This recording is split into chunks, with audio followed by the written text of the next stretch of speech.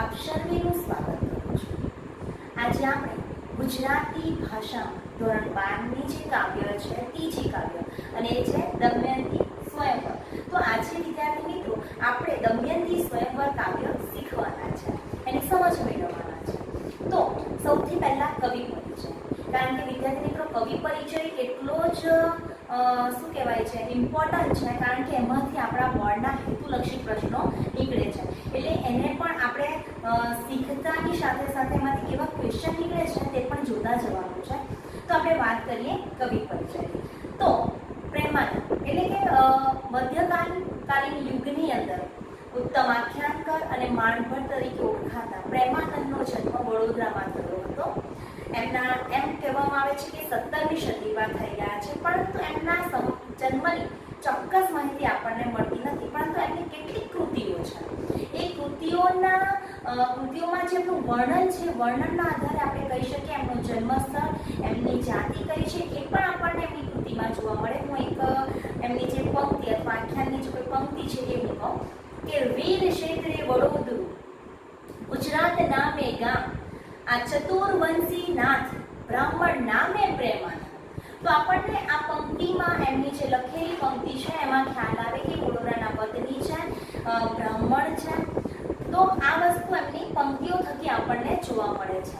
એમ કહેવાય છે કે માણભટ્ટ તરીકે કેમ ઓળખાય છે, તો માણ ઉપર થાપ આપીને એટલે હાથની અંદર વીટલા પહેરવામાં આવે અને એ વીટલા દ્વારા શું કરવામાં આવે, માણની ઉપર થાપ આપીને એ સંગીત કરતા અને જેમના આખ્યાનો છે એ આખ્યાનો ગાતા, ગાયન કરતા, અભિનય દ્વારા રજૂ કરતા ને એમના જે આખ્યાનો છે એ લોકોને મનોરંજન પૂરું પાડવાનું કાર્ય પણ કરતા હતા। હવે જ્યારે પ્રેમાનંદ આખ્યાનોની શરૂઆત કરતા તેની કથાવસ્તુ ક્યાંથી લેતા, તો એની કથાવસ્તુ જે છે એ રામાયણ, મહાભારત, પૌરાણિક ગ્રંથો છે એમાંથી કથાવસ્તુ લેતા, એમાં મનોરંજન પોતાની રીતે એડ કરતા અને આ રીતે એમણે ગુજરાતી સાહિત્યમાં આખ્યાનોની રચના કરી। અને એમ કહેવાય છે કે આખ્યાનના પિતા ભાલણ છે। આપણને ખબર છે કે 11મા ધોરણની અંદર આપણે પહેલું કાવ્ય શીખ્યું હતું અને એમાં કવિ હતા ભાલણ, બરાબર છે। તો ભાલણે આખ્યાનની શરૂઆત કરી છે, પરંતુ એમ કહેવાય કે આખ્યાનને સૌથી શ્રેષ્ઠ, સૌથી આગળ લઈ જવામાં જો કોઈનું નામ હોય તો એ પ્રેમાનંદ છે। અહીંયા મેં મિત્રો જોઈ શકો છો તમે કે મેં એમના ઉપનામ પણ લખેલા છે। એ ઉત્તમ આખ્યાન કવિ કહેવાય, આખ્યાન શિરોમણી કહેવાય અને મહાકવિ પણ કહેવાય છે। તમારા પુસ્તકની અંદર આખ્યાન કવિ અને આખ્યાન શિરોમણી આપણે જ નામ આપ્યા છે, છતાં આપણને ખબર છે કે એમને મહાકવિ તરીકેનું પણ બિરુદ અથવા ઉપનામ આપવામાં આવેલું છે। હવે વિદ્યાર્થી મિત્રો તમે અહીંયા જોતા જજો કે અહીંયા પ્રશ્ન કેવી રીતે નીકળે હેતુલક્ષી। તો તમારો પહેલો સવાલ નીકળે કે દમયંતી સ્વયંવર કાવ્યનો પ્રકાર જણાવો। તો અહીંયા મેં લખ્યું છે કે એનો પ્રકાર છે આખ્યાન ખંડ। પછી બીજો સવાલ આ નીકળે કે દમયંતી સ્વયંવર કવિનું નામ શું છે, તો એનું નામ છે પ્રેમાનંદ। પછી આવો પ્રશ્ન પણ પૂછાય કે દમયંતી સ્વયંવર પ્રેમાનંદની નળાખ્યાન કૃતિમાંથી દમયંતી સ્વયંવર કૃતિ લેવામાં આવી છે, એટલે આ રીતે પણ પ્રશ્ન નીકળી શકે। પછી આવો સવાલ પણ પૂછી શકાય કે ક્યાંના વતની હતો અથવા એમનો જન્મસ્થળ કયો હતો, તો એમનું જન્મસ્થળ હતો વડોદરા। પછી આવો સવાલ પૂછાઈ શકે કે પ્રેમાનંદ છે એ કયા ઉપનામથી ઓળખાય છે, તો આપણા ચોપડીની અંદર, આપણા પુસ્તકની અંદર, આ કાવ્યની અંદર આખ્યાન શિરોમણી તરીકે ઉપનામ અથવા બિરુદ મેળવેલું એમણે છે, અથવા તો ઉત્તમ આખ્યાન કવિ તરીકેનો પણ એક પ્રશ્ન નીકળી શકે છે। તો આ રીતે હેતુલક્ષી પ્રશ્નો નીકળે છે। હવે વાત કરીએ એમના આખ્યાનોની જે બહુ જ પ્રસિદ્ધ છે, તો રણયજ્ઞ છે, દસમ સ્કંદ છે, સુદામા ચરિત્ર છે, કુંવરબાઈનું મામેરું છે, ત્યારબાદ છે નળાખ્યાન, ત્યારબાદ છે ચંદ્રહાસ આખ્યાન, ઓખાહરણ। આ બધા એમના બહુ જ પ્રચલિત આખ્યાનો આપણને જોવા મળે। એના થકી એમણે ગુજરાતી સાહિત્યની, એમ કહેવાય ને ગુજરાતી ભાષાની આ સંપદા બની રહે છે। તો વિદ્યાર્થી મિત્રો મેં અહીંયા કેટલાક આખ્યાનો છે એ આપણા અત્યારે સમાજમાં પણ એ ગવાય છે, તો એ ક્યારે અને કયા દિવસે ગવાય છે એની વિશેષ માહિતી મેં તમને અહીંયા બતાવી છે। જોજો એમનો વ્યવસાય કયો છે જોઈ લઈએ, તો એમનો વ્યવસાય છે કથાકારનો। પછી બીજી વસ્તુ જો એમનું વખાણાતું સાહિત્ય, એમ તો એ આખ્યાનને સૌથી આગળ લઈ ગયા છે એટલે એમનું વખાણાતું સાહિત્ય આખ્યાન જ હોઈ શકે। ત્યારબાદ હવે જોજો કે સુદામા ચરિત્ર છે એ શનિવારે ગવાય. ક્યારે ગવાય છે? શનિવારે ગવાય. હુંડી જે છે એ રવિવારે ગવાય છે. ત્યારબાદ ઓખાહરણ જે છે તે ચૈત્ર માસની અંદર ગવાય છે. દસમ સ્કંદ જે છે તે ચતુર્માસની અંદર ગવાય છે. શ્રાદ્ધ છે એ શ્રાદ્ધ પક્ષ, જ્યારે આપણે શ્રાદ્ધ મહિનો હોય છે, અડધા 15 દિવસે શ્રાદ્ધ હારવાની કરીએ છીએ વિધિ, એની અંદર આ શ્રાદ્ધ એમની જે આખ્યાન છે એ ગવાય છે. ત્યાર પછી શ્રીમંત પ્રસંગની અંદર એમની કઈ કૃતિ, તો કે કયું આખ્યાન, તો કે મામેરું આખ્યાન ગાવામાં આવે છે. તો આ એમના જે આખ્યાનો છે એટલા પ્રસિદ્ધ પણ છે, સમાજમાં હજુ પણ અમુક પ્રસંગે, અમુક સમય, અમુક વારે, અમુક મહિનામાં એ ગવાતા હોય છે. તો એમ કહેવાય છે કે વર્ણન, પાત્ર વર્ણન, રસ નિરૂપણ, ભાષા કર્મ, આ બધા જ વસ્તુઓના એમના જે આખ્યાનો છે, પ્રેમાનંદના જે આખ્યાનો છે, એ ગુજરાતી આખ્યાન અને કવિતાને એમણે આગળ લઈ જવા માટે, અથવા તો એમ કહેવાય કે ગુજરાતી સાહિત્યની આગવી ઓળખ એમણે ત્યાં ઊભી કરી છે. આની સાથે સાથે ખાલી આખ્યાનોની જ રચના કરી છે પ્રેમાનંદે? તો કે ના, એમણે શું કર્યું છે, આખ્યાનોની સાથે સાથે લોક શિક્ષણનું કાર્ય કર્યું. પછી શું કર્યું કે પ્રજાકીય વારસાને પોષવાનું, સાચવવાનું અને સંવર્ધન કરવાનું કાર્ય પણ પ્રેમાનંદે આખ્યાનો દ્વારા કર્યું છે. એટલે એમ કહી શકાય કે આખ્યાનોની સાથે સાથે એમણે લોકોની અંદર શિક્ષણ લાવવા માટેનું, સંસ્કૃતિના વારસાને જાળવી રાખવાનું પણ કાર્ય પ્રેમાનંદે કર્યું છે. અને કહેવાય છે કે આપણી જે ત્રીજી કાવ્ય છે દમયંતી સ્વયંવર, તો દમયંતી સ્વયંવરની અંદર આપણને પ્રેમાનંદે સી વાત કરી છે, આ દમયંતી નળાખ્યાનમાંથી લેવામાં આવેલો એક ફક્ત નાનો પ્રસંગ છે, ફક્ત દમયંતી સ્વયંવરનો. તો એ સ્વયંવરની અંદર ભીમક રાજાની જે પુત્રી છે દમયંતી, એના વિવાહની વાત, અથવા એમ કહેવાય કે એના સ્વયંવર રચ્યું છે. એ સ્વયંવરની અંદર રાજા મહારાજાઓ તો આવે છે, પણ એમ કહેવાય છે કે દમયંતી સાથે લગ્ન કરવા માટે દેવતાઓ પણ નળ સ્વરૂપે ત્યાં સ્વયંવરમાં અથવા તો સ્વયંવરમાં ઉપસ્થિત હોય છે. અને એમ કહેવાય છે કે દેવતાઓ થકી કરેલું આ જે કૃત્ય છે, અથવા તો એમ કહી શકાય કે આ જે કામ છે એ પશુવત છે. તો એનું સરસ વર્ણન પ્રેમાનંદે આપણને આ કૃતિમાં કરેલું છે. તો મિત્રો હવે આપણે કાવ્યને જોઈશું કે કાવ્યમાં કઈ રીતે દમયંતી સ્વયંવરની વાત આપણને કરી છે. જો વિદ્યાર્થી મિત્રો, હવે આપણે કાવ્યને જોઈએ, પણ કાવ્યને જોવા પહેલા હું તમને કહી દઉં કે આ જે કાવ્ય છે એનું કડવું 28 છે અને એનો રાગ સારંગ છે. હવે દમયંતી સ્વયંવર, હવે અહીંયા પહેલો જ તમને શબ્દ સમૂહ બને કે સ્વયંવર કોને કહેવાય? તો સ્વયંવર એટલે કન્યા પોતે જ પોતાના વરની પસંદગી કરે, એના માટે જે સમારંભ યોજવામાં આવે તેને આપણે સ્વયંવર કહીએ છીએ. તમારો એક શબ્દ સમૂહ અહીંયા જ શીર્ષકમાં જ બની જાય છે. અને એક વસ્તુ છે કે દમયંતી સ્વયંવરની જે વાત છે, અથવા જે આપણને આ કાવ્યનો એક પ્રસંગ આપેલો છે, એ બહુ રોચક છે. કે ભીમક રાજાની જે પુત્રી છે દમયંતી, એવું કહેવાય છે કે બહુ જ રૂપવાન, લક્ષ્મીનો અવતાર કહેવાતી, અથવા બહુ જ રૂપવાન, ગુણવાન હતી. હવે હંસ જે હતો કે હંસના માધ્યમથી નળ રાજા અને દમયંતી, હંસે નળ રાજાને પણ દમયંતીના એટલા જ વખાણ કર્યા છે, અને દમયંતીને પણ હંસે નળ રાજાના વખાણ કર્યા છે. એટલે દમયંતીએ તો મનોમન એવું વિચારી જ રાખ્યું છે કે હું લગ્ન કરીશ, પતિ સ્વરૂપે જો કોઈને પામીશ તો હું નળ રાજાને પામીશ. અને બન્યું એવું કે દમયંતીનો સ્વયંવર એના પિતા થકી યોજવામાં આવે છે. હવે જે પ્રસંગ યોજવામાં આવે છે ત્યારથી આપણે અહીંયા કાવ્યની શરૂઆત થાય છે. તો જો અહીંયા શું લખ્યું છે કે મને ઈચ્છા નૈષદ રાય તણી, કન્યા ગઈ નર રાય ભણી, જુએ તો ઊભા છે નળપંચ, કન્યા કહે આ ખોટો સંચ. પહેલા આપણે શબ્દાર્થ જોઈએ. નૈષદ રાય શબ્દ આપેલો છે. નૈષદ રાય એટલે શું થશે? એટલે અહીંયા થશે નળ રાજા, પછી થશે નૈષદ પતિ, ત્રીજો પણ અર્થ થશે નિષેધ,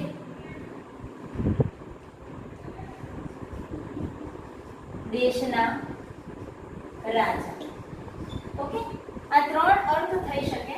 પછી બીજો શબ્દાર્થ આપેલો છે અહીંયા કે પંચ. પંચ એટલે થશે 5. બીજો એક શબ્દાર્થ અહીંયા નીકળે છે સંચ એટલે થશે પ્રપંચ. શું થશે? પ્રપંચ. તો તમે જોઈ શકો કે અહીંયા આટલા શબ્દાર્થ આપ્યા છે. હવે અહીંયા શું કીધું છે કે મન ઈચ્છા નૈષદ રાયતની, કે નૈષદ રાય એટલે કે નળ રાજા, નૈષદ દેશના પતિ અથવા તો નિષેધ દેશના જે રાજા છે એ પણ આ સમારોહમાં ઉપસ્થિત છે. હંસે જે પ્રમાણે દમયંતીના વખાણ કર્યા હતા નળરાજાની આગળ, એટલે નળરાજા પણ પેલા સમારંભની અંદર બેઠા છે. એના મનમાં ઈચ્છા છે, અહીંયા ઈચ્છા એવી છે કે દમયંતી આવે અને મને વરમાળા પહેરાવે. અને આટલું વિચારે છે ત્યાં કન્યા ગઈ નરરાય ભણી. અને કન્યા એટલે કે દમયંતી. દમયંતી છે એ પણ વરમાળા લઈને ક્યાં જાય છે? નળરાજા જ્યાં બેઠા છે, જ્યાં છે ત્યાં એ જાય છે. ભણી એટલે તરફ. અહીંયા તળપદો શબ્દ બને છે. જુએ તો ઊભા છે નળપંચ, પણ ત્યાં જાય છે તો શું જુએ છે કે 5 નળ ત્યાં એને ઉભેલા જોવા મળે છે. શું જોવા મળે છે? 5 નળ ત્યાં ઉભેલા એને જોવા મળે છે. અને પછી તરત એ શું બોલે છે? કન્યા કહે આ ખોટા સચ, કે આ તો કોઈ પ્રપંચ થયો છે મારી સાથે, અથવા તો કંઈક અહીંયા ખોટું થઈ રહ્યું છે મારી સાથે, કારણ કે મને એક જ નળ દેખાવા જોઈએ. હંસે તો એવું વાત કરી હતી કે નળ રાજા જે છે તે એક જ છે અને બહુ જ રૂપવાન છે, એવા નળ તારા યોગ્ય છે. તો અહીંયા તો મને 5 નળ દેખાય છે, તો ખરેખર અહીંયા કંઈક કપટ હશે, કંઈ છલ થયો હશે, મારી સાથે કંઈક છેતરામણી થઈ રહી છે. આવું કોને લાગે છે? કન્યા એટલે કે દમયંતીને લાગે છે. જુઓ આગળ શું કહ્યું છે? હંસનું કહ્યું અવર્થા ગયું, નળનાથનું વરવું રહ્યું, એક નળ સાંભળ્યો ધરા, આ કપટી કો આવ્યા ખરા. જો અહીંયા શબ્દાર્થ આપેલો છે અવર્થા, એટલે થશે નકામ. ત્યારબાદ શબ્દ આપેલો છે ધરા. તો ધરા એટલે પૃથ્વી, ધરતી, બરાબર છે. ત્યાર પછી શબ્દ આપેલો છે કપટી. તો અહીંયા આપણે પ્રપંચ નું અહીંયા કપટી લખીએ તો અહીંયા પ્રપંચી પણ થઈ શકે, આવો શબ્દાર્થ પણ થઈ શકે છે. તો અહીંયા શું કીધું છે? તરત દમયંતીએ જોયું કે ભાઈ આ તો નૈષદ રાય તો મને 5 દેખાય છે, અથવા તો નળ જે છે તે મને 5 દેખાય છે, મારી સાથે કંઈક છેતરામણી થઈ છે, અથવા કોઈ મોટું પ્રપંચ થઈ રહ્યો છે. તો હંસનું કેવું? તરત દમયંતી વિચારે છે કે હંસે જે મને કહ્યું હતું એ બધું તો નકામું કહ્યું, કે નળનાથનું વરવું રહ્યું. વરવું એટલે કે એની સાથે પરણવું, કે નળરાજાની સાથે મેં જે વિચાર કર્યો હતો કે મારો ભાવિ પતિ, અથવા તો હું પતિ સ્વરૂપે જેને માનવાની છું, અથવા તો પતિ બનાવવાની છું, એ તો પરણવાનું એક બાજુ પણ રહ્યું, કારણ કે મને તો 5 નળ દેખા રહ્યા છે. અને પેલા હંસે તો એમ કહ્યું હતું કે એક નળ સાંભળ્યો ધરા. ધરા એટલે પૃથ્વી પર. મેં તો એક જ નળ આ પૃથ્વી પર છે એવું સાંભળ્યું હતું. તો આ 4 કે 5 જે મને નળ દેખાય છે, તો આ કપટી કોણ હશે જે અહીંયા સભારોમાં આવી ગયા હશે? એવું અહીંયા દમયંતી વિચાર કરે છે. આગળ 5 નળ ચેષ્ટા કરે, લાવહાર કંઠે આગળ ધરી, તબ દમયંતી થઈ ઘાબરી, વિપરીત દેખી પાછી ફરી. હવે અહીંયા ધરે એટલે શું થશે? રજૂ કરવું. ત્યારબાદ પછી બીજું શું કીધું છે? ઘાબરી. ઘાબરીનો મીનિંગ શું થશે?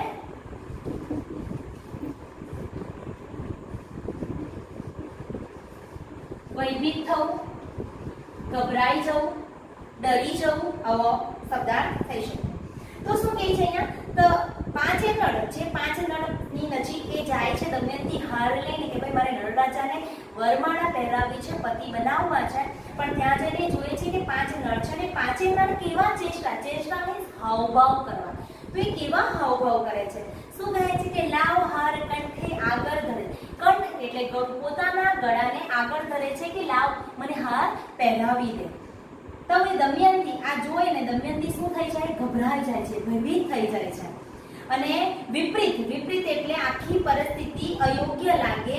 આ જોયા પછી પાછી ત્યાંથી ફરી જાય છે. એને વિચાર કરીને આવે કે કે હું નળ જ્યાં ઊભા છે અથવા બેઠા છે તો ત્યાં જાઉં અને એમને વરમાળા પહેરાવું. પણ જોયું એણે કે અહીંયા તો મને 5 નળ દેખાયા, ગભરાઈ ગઈ, કારણ કે એ બધા જ 5 નળ આગળ પોતાનો ગળાને કંઠને આગળ ધરીને એવી ચેષ્ટા કરી રહ્યા છે કે તું મને હાર પહેરાવ. એટલે આ જોઈને દમયંતી ગભરાઈ જાય છે અને ત્યાંથી વિપરીત પરિસ્થિતિ દેખી અથવા તો વિપરીત એટલે ત્યાંની જે પરિસ્થિતિ છે એ ઊંધી દેખાતા એ ત્યાંથી પાછી ફરે છે.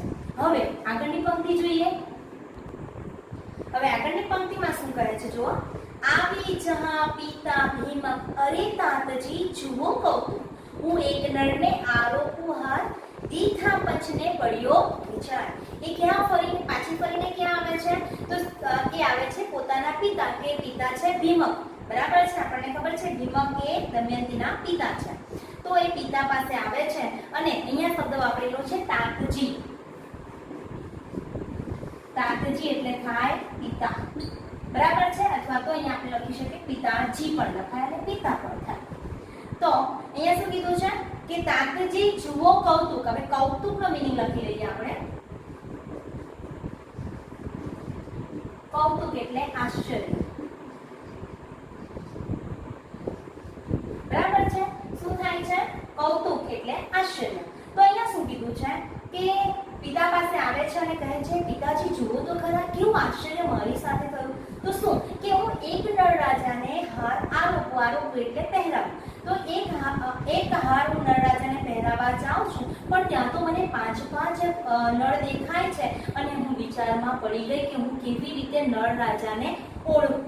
હવે એના પિતાજી એને શું સમજાવે છે અથવા શું કહે છે જુઓ. ભીમક કહે આશ્ચર્ય ન હોય તું વિના પંચ ન દેખે કોઈ, શકે દેવતા નિરાધાર થઈ આવ્યા નરને આકાર. નિરાધાર શબ્દ અહીંયા આપેલો છે. નિરાધારનો મીનિંગ થશે એટલે કે આધાર વગરનો. હવે અહીંયા શું પિતાએ એને આન્સર આપ્યો છે તે તમે જુઓ. એમને શું કહ્યું છે દીકરીને કે ભાઈ કહ્યું છે કે આશ્ચર્ય ના હોય એમ કે ભીમક કહે આશ્ચર્ય ન હોય તું વિના પંચ ન દેખે કોઈ, કે તારા વગર બીજા કોઈ પણ આ સમારંભની અંદર એ 5 નળને જોઈ શકતા નથી. ફક્ત ને ફક્ત તું જ એ 5 નળને જોઈ શકે છે. કેમ જોઈ શકે છે અથવા કેમ એ આ 5 નળ દેખાય છે? તો કીધું છે સકે દેવતા તા નિર્ધાર થઈ આવ્યા નળને આકાર. કદાચ દેવતાઓ આવ્યા છે અને એ દેવતાઓ કેવા છે? તારા વગર નિરાધાર છે અથવા તો તારી સાથે લગ્ન કરવા ઈચ્છુક છે. એવા દેવતાઓ અહીંયા કયા સ્વરૂપે આવ્યા છે? તો નળના સ્વરૂપે અહીંયા એ લોકો સમારંભની અંદર આવ્યા છે. માટે તને આ 5 નળ દેખાઈ રહ્યા છે એવું પિતા ભીમક દમયંતીને સમજાવી રહ્યા છે. આગળ જોઈએ. એ પરીક્ષા નિમિષ નહીં ચક્ષ વિરજ વસ્ત્ર ઉભા અંતરિક્ષ, વાત સાંભળી ભીમક તણી કન્યા આવી પંચ નળ ભળી. હવે અહીંયા જોજો શબ્દાર્થ છે નિમિષ. નિમિષનો મીનિંગ થશે આંખનો પલકારો.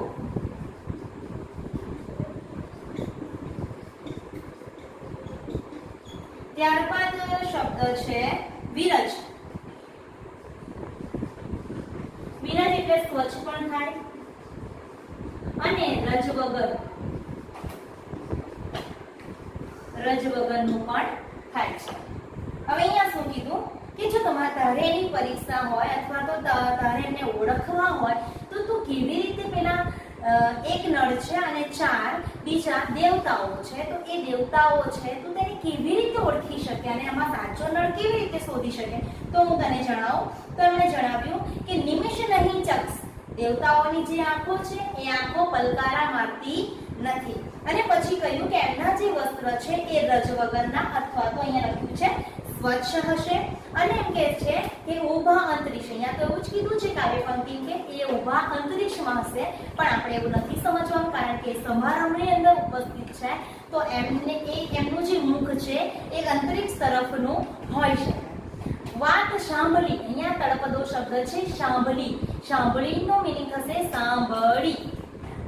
ભીમક તણી આટલું સાંભળીને એણે સાંભળ્યું કહ્યું કે એના પિતાએ એને રસ્તો સૂચવ્યો અથવા તો ઉપાય સૂચવ્યો કે તું નળરાજાને કેવી રીતે ઓળખી શકે, તો કેવી રીતે ઓળખી શકે, તો એણે કીધું છે કે ભાઈ એમની આંખ જે છે તે પલકારો નહીં મારે, એના જે વસ્ત્ર છે એ સ્વચ્છ હશે અને અંતરિક્ષ તરફ મુખ કરીને ઊભા હશે. આટલું સાંભળીને ભીમક રાજાની વાત સાંભળીને કન્યા આવી પંચ નળ ભણી અને તરત પેલી દમયંતી જે છે એ ક્યાં આવે છે, પેલા જે 5 નળ ઊભા છે ત્યાં આવે છે. આગળ જોજો, પિતાએ માર્ગ દેખાડ્યો, નારીએ નર શોધી કાઢ્યો, દમયંતી જેમ વરવા જાય, ધસી ઇન્દ્ર નળ આગળ થાય. શું કીધું કે કોણે માર્ગ બતાવ્યો? માર્ગ મીન્સ રસ્તો. તો પિતાએ શું બતાવ્યો? રસ્તો બતાવ્યો, દેખાડ્યો એટલે બતાવવું. તો નારી મીન્સ અહીંયા શબ્દ આપેલો છે દમયંતી માટે. તો તરત જ દમયંતીએ પોતાના જે નર અથવા તો એ જે નળ રાજાને શોધવાની હતી એ નરને શોધી કાઢ્યો. દમયંતી જેમ વરવા જાય, જેવી તરત જ એને શોધી કાઢ્યું કે પેલા 4 દેવતાઓ આંખમાં પલકારો નથી મારતા, એના વસ્ત્ર રજ વગરના છે, અંતરિક્ષ તરફ મુખ કરેલું છે, એટલે એને 5મો જે નળ હતો એને ઓળખી કાઢ્યો કે આ જ સાચો નળ છે. અને જેવી એ શું કરે છે? વરવા જાય અથવા તો કહેવાનો મીનિંગ કે પેલી બાળા પહેરાવા જાય છે, તેમ તરત જ ઇન્દ્ર જે છે એ નળની આગળ આવીને ઊભો રહે છે અથવા તો આગળ થાય છે. બરાબર છે. હવે અહીંયા શું કીધું છે? એક એકને આગળ કરે, લેવા માલ કંઠ આગળ કરે, સંચના આવે રે ફરી, તવ દમયંતી થઈ ઘાવરી. હવે અહીંયા શું કીધું? હવે શું કર્યું? પહેલા તો પેલા નળરાજાની આગળ ઇન્દ્ર આવે છે, પણ પેલા 4 દેવતાઓ છે એટલે 4 દેવતાઓ એકની આગળ આવી અને પોતાના ગળાની અંદર વડમાળા નાખવા માટે દમયંતીને કહે છે અથવા તો આગળ ધરે છે. સંચ એટલે આ પ્રપંચના આવે રે ફરી, તવ દમયંતી થઈ ઘાવરી. આ જોઈને ફરી દમયંતી ગભરાઈ જાય છે કે હું નળને વરમાળા પહેરાવું છું, પણ આ બધા જ એક પછી એક આગળ આવીને પોતાના ગળાને આગળ લાવીને મને માળા પહેરા એવું કહી રહ્યા છે. આ જોતા ફરી દમયંતી ગભરાઈ જાય છે અને તવ દમયંતી ગભરાઈ જાય છે. હવે આગળની પંક્તિમાં આપણે જોઈએ કે હવે શું થાય છે. હવે આપણે આગળ જોયું કે દમયંતી ગભરાઈ જાય છે કારણ કે 4 દેવતાઓ જે છે એ પોતાના કંઠને આગળ ધરી પોતાને હાર પહેરાવવા માટે કહે છે. તો દમયંતી ગભરાઈ જાય છે. હવે શું થાય છે જુઓ કે ઇન્દ્રે મનમાં શાપ્યો, હુતાશન વાંદરા જેવું વદન. હવે ઇન્દ્ર શાપ્યો એટલે શ્રાપ આપવો અને હુતાશન એટલે શું થશે? એટલે અગ્નિ. વદન અહીંયા આપેલો શબ્દ છે એટલે વદન લખી દઉં. વદન એટલે મુખ. બરાબર છે. હવે ઇન્દ્રએ મનમાં શાપ આપ્યો, પેલી દમયંતી ગભરાઈ જાય છે અને પેલા 4 એકબીજા દમયંતીને હાર પહેરાવવા માટે પ્રયત્ન કરી રહ્યા છે કે મને પહેરાવો, મને પહેરાવો, એક પછી આગળ આવવાનો પ્રયત્ન કરે છે. એટલે ઇન્દ્રએ તરત જ મનમાં શ્રાપ આપ્યો. કોને? તો અગ્નિદેવને. કોને શ્રાપ આપ્યો? યાદ રાખજો, આ બહુ જ મોસ્ટ ઇમ્પોર્ટન્ટ અહીંયા ક્વેશ્ચન 4 નીકળે એવા છે. તો ખાસ યાદ રાખજો કે ઇન્દ્રએ મનમાં કોને શ્રાપ આપ્યો? તો અહીંયા પહેલો જ પ્રશ્ન નીકળે છે તો અગ્નિને. હવે એવો પ્રશ્ન પણ પૂછાય, ઇન્દ્રએ મનમાં અગ્નિને કયો શ્રાપ આપ્યો? તો એનું મુખ કોના જેવું થાય? વાંદરા જેવું એનું મુખ થાય. કોનું મુખ? તો કે અગ્નિદેવ. કોણે શ્રાપ આપ્યો? તો કે ઇન્દ્રએ. અગ્નિએ જાણ્યું કે ઇન્દ્રનું કાચ એટલે થશે અહીંયા કામ. કે અગ્નિ એવું જાણ્યું કે ચોક્કસ આ કામ ઇન્દ્રનું હોવું જોઈએ. એટલે તરત જ અગ્નિએ ઇન્દ્રને શ્રાપ આપ્યો કે રીછ મુખો થજો મહારાજ. એને શું કીધું? અગ્નિએ કહ્યું કે મહારાજ જો આ તમારું કામ હો તો તમે મહારાજ રીછ મુખો થાવ, એટલે રીછના જેવા મુખવાળા થાવ. એટલે જોયું તમે કે ઇન્દ્રએ અગ્નિને શ્રાપ આપ્યો તો અગ્નિનું મુખ વાંદરા જેવું થયું. અગ્નિએ ઇન્દ્રને શ્રાપ આપ્યો તો ઇન્દ્રનું મુખ રીછ જેવું થાય છે. વરુણે શાપ મનમાં દીધો. હવે વરુણ એટલે પાણીના અધિષ્ઠિત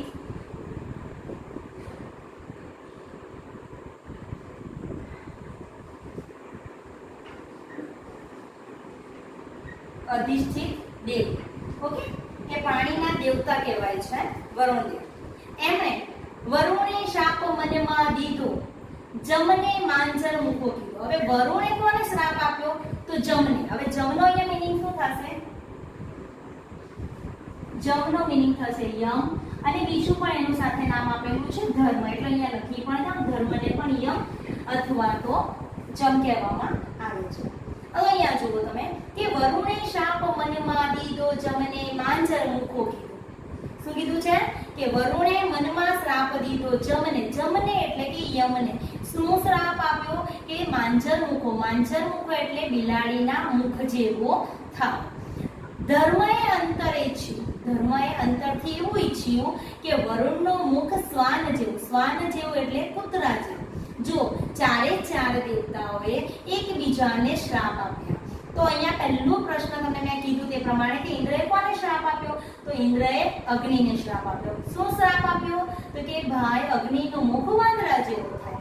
અગ્નિએ ઇન્દ્રને શો શ્રાપ આપ્યો? તો ઇન્દ્રનું મુખ રીછ મૂકો થાય. વરુણે કોને શ્રાપ આપ્યો? તો ભાઈ યમને અથવા તો જમને. શું શ્રાપ આપ્યો? તો કે યમ જે છે તે માંજર મુખા થાય. અને યમે અથવા તો ધર્મએ શો શ્રાપ આપ્યો વરુણને? તો એ શ્વાન જેવો થાય. એટલે તમે અહીંયા જોઈ શકો કે નીચેની પંક્તિમાં આપણને શું કહ્યું છે જુઓ. આ ચારે ચાર પ્રશ્નો બહુ જ મોસ્ટ ઇમ્પોર્ટન્ટ છે, બહુ જ અલગ રીતે પણ પૂછવાની શક્યતા રહેલી છે. એટલે ખાસ તમને યાદ રહેવા જોઈએ કોણે કોને શ્રાપ આપ્યો, કોના મુખ કોના જેવા થયા છે એ ખાસ યાદ રાખજો. ઓકે, ત્યાર પછી અહીંયા કીધું છે રીછ વાનર શ્વાન માંજર કન્યા કહે વર ઋણાચાર ઇન્દ્ર રાય વામી એમ ભણે આધાવેશ માંડીઓ. આપણે આધાવેશનું મીનિંગ અહીંયા એવું થશે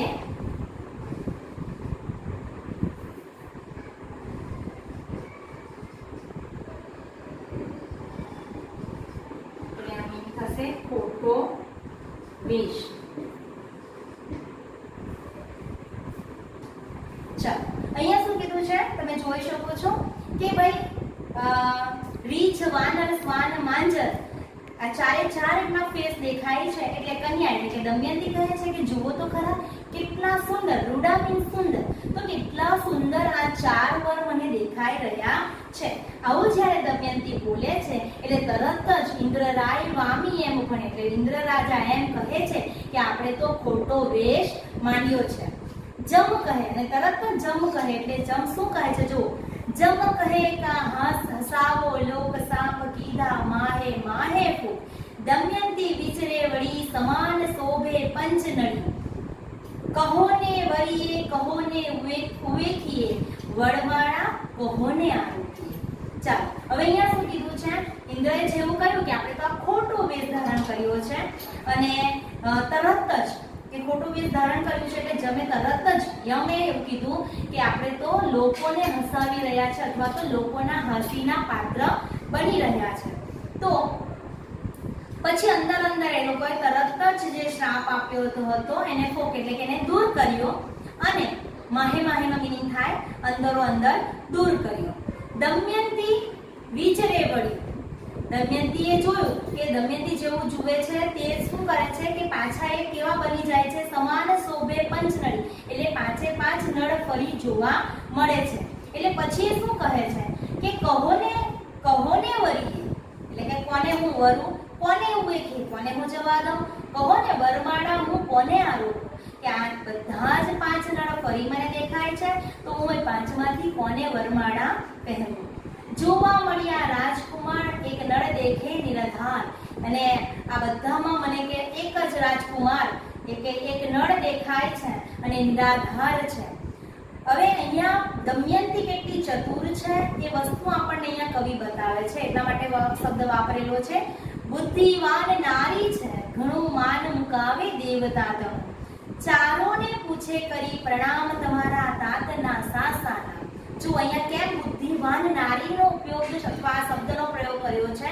કારણ કે કોઈ પણ વ્યક્તિ પોતાના પિતા વિશે કદાચ ખોટું ના બોલી શકે એટલે બુદ્ધિનો ઉપયોગ કરીને પેલા સામે ઉભેલા ચારે ચાર દેવતાઓને એવો પ્રશ્ન પૂછ્યો કે તમે બતાવો કે તમારા પિતાનું નામ શું છે. કારણ કે બધા જ અલગ અલગ રાજ્યમાંથી અલગ અલગ દેશના રાજાઓ અહીંયા ઉપસ્થિત છે તો બધાના નામ ખ્યાલ હોય પણ આમને સામેથી પૂછે છે કે પિતાનું નામ બોલશે તો સાચું બોલશે. તો મને ખબર પડી જશે કે આ ખરેખર નર રાજા નથી. એટલે આ બુદ્ધિવાન નારી આવો પ્રેમાનંદ આપણને કહે છે. બુદ્ધિવાન નારી છે ઘણું માન મુકાવે દેવતા તો ચારોને પૂછે કરી પ્રણામ. એણે પ્રણામ કરીને ચારેને પૂછ્યું કે તમારા તાત, એટલે આગળ પણ તાત શબ્દનો ઉલ્લેખ કરેલો છે.